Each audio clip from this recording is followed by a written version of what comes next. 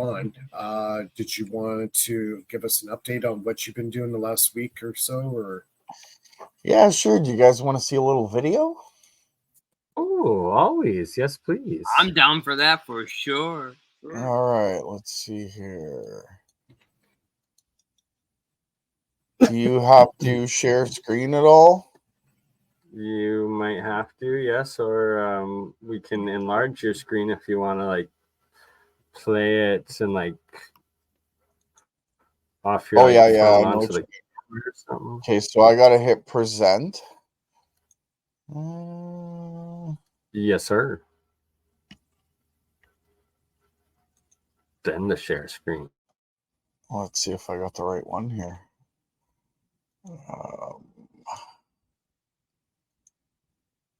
All right, can you see that? Oh yeah, look at them coils. Yeah. Okay, so this is the 700. Yeah, this is, well, you haven't seen this particular video, but you've seen this coil. This is the one that's in my my superconductor series, so to speak. So this is the 750 foot bifilar coil, and what I've got on the secondary is a hairpin circuit. And what I'm going to do is I'm going to light this beam. I don't know if you could see my mouse or not, but this is an yes, sir. Okay, so at the bottom of the screen here, this is an LED grow light beam. It's 150 watts, and I'm going to light it with 27 volts, 261 hertz, but I'm going to light it with 2.5% duty cycle, just at first. And it doesn't light up bright, but I'm going to incrementally go up from 2.5% duty cycle to 5%, then to 10%. And then I'll show you my max 50% duty cycle, and you'll see the difference. And watch the watt meter. So here we go. This is the 2.5%. And I'll bring up the watt meter so you see how much I'm drawing. So to poke the tiger, a full illumination, 150 watts on this strip. Go ahead. Yeah, 150 watts full. Right? But that's not full. It's about 20%, right? Lighting factor. But now I'm going to turn it on to 5% duty cycle, 261 hertz, 27 volts. And again, I'll show the watt meter.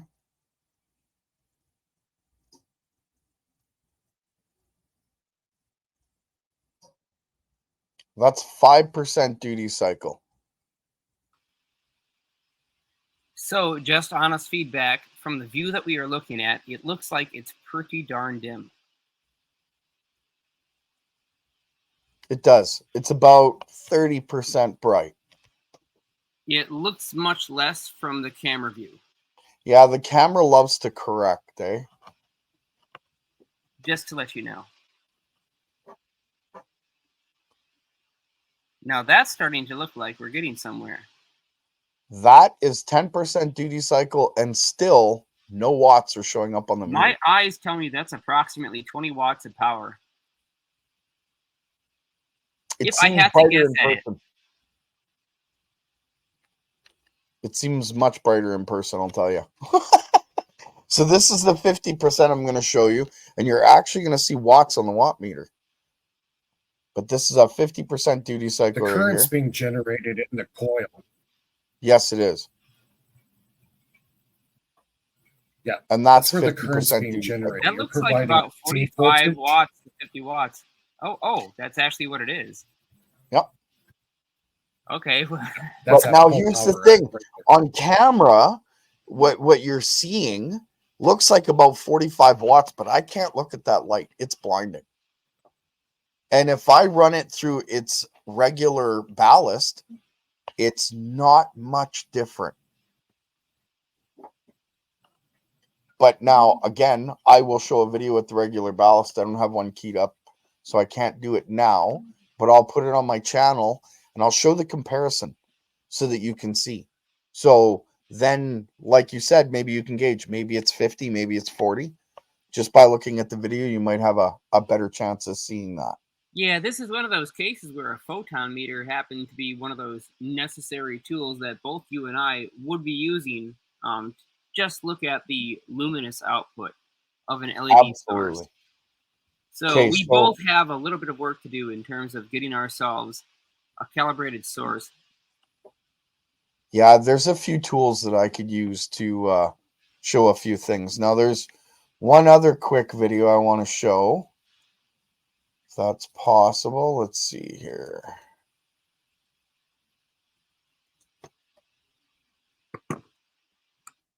All right. Share screen.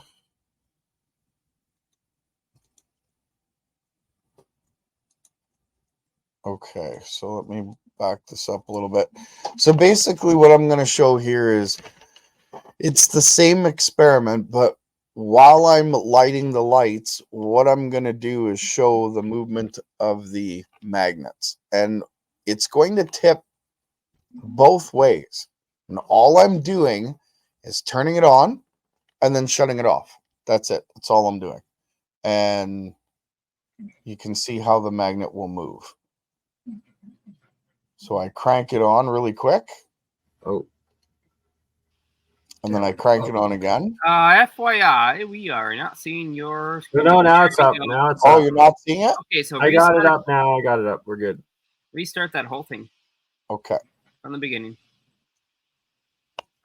So again, I'll crank on the power for the lights. You'll see the lights come on bright. But watch the magnet, what it does. So it flipped to the right. Now I'm going to turn it on again. And it's going to flip to the left. Hard to see. So did you invert the polarity to the input, or did you Nope.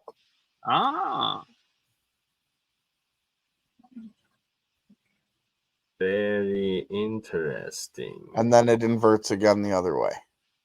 And it's spinning. Yeah. It should be symmetrically disposed, so if people think, well, it's on the right side versus the left side, realistically, that's supposed to be pretty much symmetrical as long as it's equally to the right as it is equally to the left. Well, according to the ruler, it is. Now, I could be off a couple millimeters, not so sure. But as far as a rough experiment goes, I'd say it was pretty dead on. But the coil generates a magnetic field? It actually generates a magnetic vortex. And you can see it. I have it on multiple videos where the magnet starts spinning and then it follows the outside perimeter of the coil, just like a force field. And when you stick it on top, it will literally spin around the top of the coil. Nice. At first, I thought his table was tilted. The first time I seen the video of the magnet and what looked like it was rolling around the outside of the coil, I thought, well, the table is tilted. It would just take that path. And then my brain suddenly realized the table is tilted, perhaps, but it's not curved. Why is the magnet taking a curved path instead of simply a straight path? Yeah. And it curves right around the coil. It's because the vortex that is produced on the inside of the open core of this coil is in the opposite direction as the vortex that's produced on the outside of the coil. Crucial information right there. It just seems to stick a little So too you got a perfectly in its double- exact equidistant spacing to the outside of the coil. It's like once it fixes in at 12 millimeters, it seems to stay exactly there during the entire rotation. And you've got an MDF table there. It's well known to be a pretty crappy surface, all full of imperfections and bumps and everything, which almost acts as if, well, that magnet is stuck somehow in a superposition and locked to that spacing. Yeah, it's a countertop. It's the experiment's interesting. I'll say that. I'm gonna do a full presentation, hopefully very soon on APEC. Maybe in a while after, I don't know, we'll see. And I'm gonna explain everything in detail, like how it's built and then what it's based on. It's based on dichotron instability, basket winding, proximity effect, parasitic capacitance. It's the skin effect comes in to play big time, fractal design, and so does kinetic inductance. So these things that it's based on is what makes it work. Without any one of them, it wouldn't work at all. Yeah, I would have never had that vision had you not taught me what you taught me. So So You're a would you genius say in your own right, Jeremiah, by far. So, Gerald, if would it's you a really vortex, say that? so sorry, if it's a vortex, you could use it in a toroid. Yep. Yeah. Yep. So you can make like a ferromagnetic fluid spin in a toroid. Oh yeah, I'm pretty sure. I haven't done the fluid thing, but I use ferrite cores for pickup coils. That's how I get a lot of my energy out of the vortex itself. Yeah, that's pretty useful. What you just Hey, did. Gerald, would you? Go ahead, Mike. Yeah, would you say too that you're saying the skin effect? Would it be fair to say that the vortexes have like a electrostatic property to it, not just electromagnetic property? Oh, absolutely. In fact, electrostatics is part of how the skin effect works, because in between the two layers of copper, think of it like energy's flowing one way and then it's flowing the opposite way at the same time, and they're crossing paths. So it's creating like a static moment almost. Yeah, I'm not sure if I'm explaining that quite. longitudinal. It'd be longitudinal because Tesla was saying that in between the longitudinal wave, there's electrostatic field. It's kind of like it's like a double. It surrounds I can the add to longitudinal that. wave itself. If anybody would like, I can add to that in Yep. terms of the Go ahead, technicals. Jeremiah. So it's a relativistic amplification effect, and it has to do with the observer reference frame. So if you are calling an electron the observer where it's positioned and its velocity relative to another electron, the way that the two electrons will see their fields is going to be entirely dependent on their velocity, acceleration, and angle to each other. Hence, angle makes a huge difference, and so does conductor free electron drift velocity. So it produces what Richard Van Duyck has lovingly titled a geometrically amplified relativistic field. And between the two, we've got our red and blue arrows, which is one of the things that I showed previously, just to kind of animate how what your coils are doing, Gerald, and the things that we've talked about. It gives a possible explanation. I'm not saying that it is the explanation, but this is basically what happens when we interpret the mathematics into a two-dimensional cross-section image between a set of 90 degrees conductors. And it's this image, the one that we've looked at before. So it's a gyroscopic sphere. Right. So our blue arrows are the nominal electric fields. They're symmetrical from the center position of a stationary electron, but the red arrows are occurring because at the bottom we see a blue vector acceleration arrow, and at the top we see that the blue vector arrow at the bottom is slightly beneath the red arrow, whereas the blue vector arrow at the top is just about overlapping the red vector arrow at the top, and the two on the sides, well, they're equal. So from the outside positions, it seems like our electron has a stronger electric field than it should otherwise have, because it's been experiencing acceleration and because it has relative velocity to the little purple electron or proton on the right side, and the one on the top gives us our other vector arrows. That's as in the blue and red axes arrows that are directly down from the top circle. They're what that circle sees in terms of the relativistic electric potentials. So this has everything to do with geometric amplified potentials, and it has to do with relativity and the Lorentz transform. Of course, we have to get rid of the gauge factors. The gauge factors remove the possibility of a physical epsilon and mu modification in free space and real warp drives. So if we account for that and integrate what is already in general relativity, we have a full picture. Well, it's funny you say that too, because this coil doesn't just do What you're seeing, or what I've been showing, it does a whole lot more. If you can control a vortex, an electrostatic electromagnetic vortex, and you could vary your electrostatics in comparison to your magnetics, right? I'm just saying this for layman's terms, so to speak. There is so much that you could do with this technology. What is the Anyone who starts out at this is going to be writing encyclopedias about it. That's how much you can do. I'm not saying my coil. I'm saying this technology in general. what RPM are you achieving? Do you know?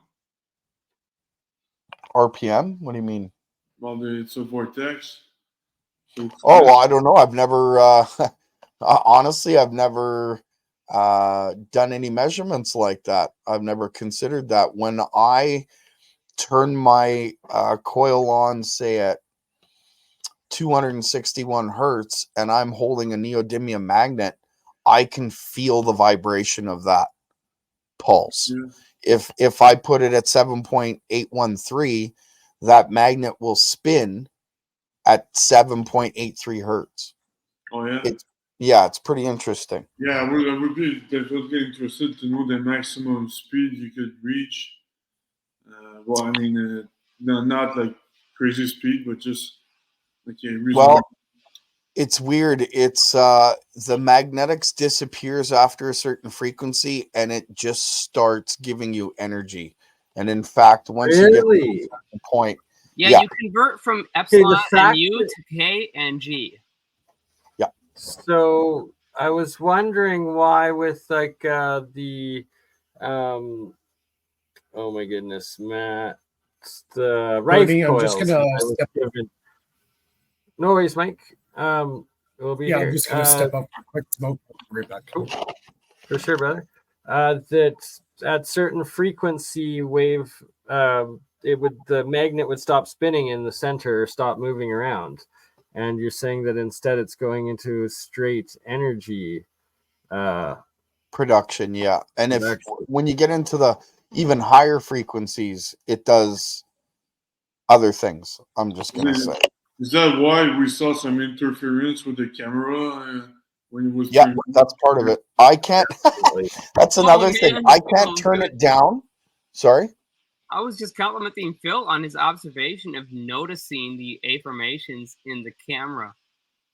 I didn't think anyone would pick up on that. Good job. Oh, no, I did. I just didn't say anything. That happens all the time when I have different monoatomics around sometimes too plugged in. It's crazy just how much it actually affects with these like plasma EM fields it creates, I guess. Well, but you have an electric field and a magnetic field, of course, it's going to create radiation, you know? Well, I wanted to show you guys a lower frequency, but I can't because it shows up in the speakers of my stereo and computer. And that's from like 10 feet away. So I keep it at a certain frequency. That way it doesn't affect things. But I mean, if you could put like a gravimeter or I use an EMF meter. I pick up the magnetic field and the electric field and the radio frequency field. I get all three. It just depends on at what frequency I'm pulsing.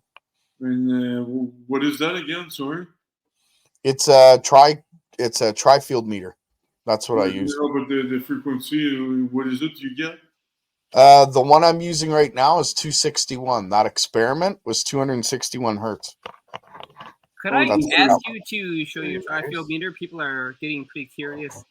Sure. Let me just... And let me ask you another question while you're going ahead and finding that. If somebody were to provide you equipment or resources to pursue your work, yep, would you accept them? I would. I would have to discuss with that person what sort of expectations they had and what expectations I had, so to speak. But yeah. Okay, so let's see if I can show you the tri-field meter here. Oh, I gotta switch my camera. Hang on here.